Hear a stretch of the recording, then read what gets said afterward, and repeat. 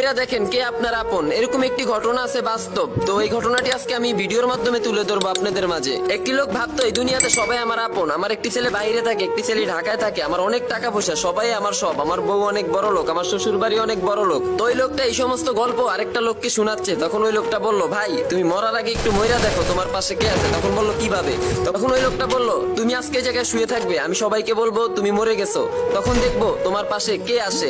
তখন ওই লোকটা বলল, আচ্ছা ঠিক আছে। সর্বফার্স্ট ওই লোকটা তার বউকে ফোন দিল, দিয়ে বলল, আপনার জামাই তো মরে গেছে, আপনার জামাইকে যদি বাঁচাতে হয় তার জন্য একটি রুহ দিতে হবে। তো আপনি কি আপনার জামাই রুহটা দিয়ে আপনি মরবেন, আপনার জামাইকে বাঁচাইতে চান? তখন বউ বলল, আমি আমার জামাইকে কেন বাঁচাইতে যাইবো, আমি তো আরো কয়েক বছর বাঁচবো, আমি এখনো কত জোয়ান, আমি আরেকটা বিয়ে বয়ে যাব, আমার সন্তানদেরকে কে দেখবে?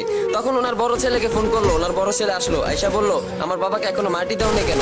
বলতেছে, আপনার বাবাকে মাটি পরে দিব, আপনার বাবা এখনো বাঁচার সুযোগ আছে। বলে, কিভাবে?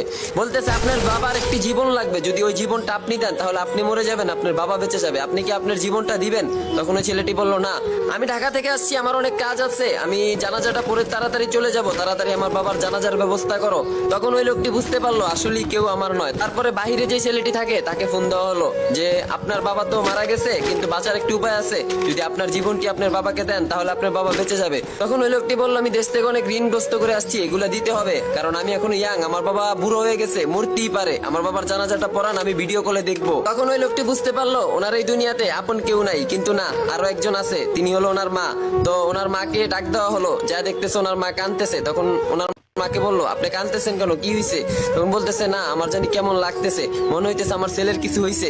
তখন ওনার মাকে নিয়ে যায় বলে, আপনার ছেলে মারা গেছে, আপনার ছেলে বাঁচাতে একটি জীবন লাগবে, আপনার জীবনটি কি আপনার ছেলেকে দিবেন? যদি দেন আপনার ছেলে বেঁচে যাবে। তখন দয়াশীল মা বলল, হ্যাঁ অবশ্যই আমার জীবন আমার ছেলেকে আমি দিব, কারণ আমি বৃদ্ধ হয়ে গেছি, আমি আর কয়দিন বাঁচবো, আমার ছেলে যদি আমার জন্য বাঁচে আমি অনেক খুশি হব, আমি অনেক ধন্যবান হব যে আমার ছেলেকে আমি বাঁচাইতে পারছি। এই সেই তোমাদের মা, যে মাকে তোমরা অবহেলা করতেছো, বইয়ের জন্য মাকে বৃদ্ধাশ্রমে দিয়ে আসতেছো, মা কি খাচ্ছে না খাচ্ছে সেটার খবরও নিতেছো না।